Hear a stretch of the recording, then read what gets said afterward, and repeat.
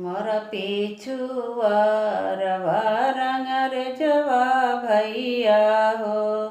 अरे कछु नरिया रंगी देहु हो। चुनरिया रंगल हम पहिरव। एक चुनरिया रंगी देहु हो। चुनरिया रंगल हम पहिरव। चुनरी पहिरे सुभवा चलली डगरिया हो। चुनरी पहिरे सुभवा चलली डगरिया हो। रहिया में मिलले दुलरुआ हो। चुनरिया रंगल हम पहिरव। रहिया में मिलले दुलरुआ दुल्हा हो। चुनरिया रंगल हम पहिरव। काहे सुभवा चुनरी लाल लिहलो हो। काहे सुभवा चुनरी लाल के लिहलो। ले जइबो डोलिया चढ़ाई हो। तोरे आमा बाबा देखत रही हैं। ले जइबे डोलिया चढ़ाई हो। तोहर भैया भौजी देखत रही।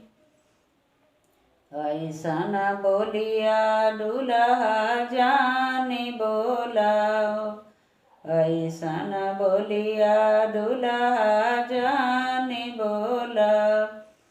सुनी पई है पापा हमार हो। कोठरिए में छिपाई रखी हैं। सुनी पाई है मामी हमार हो।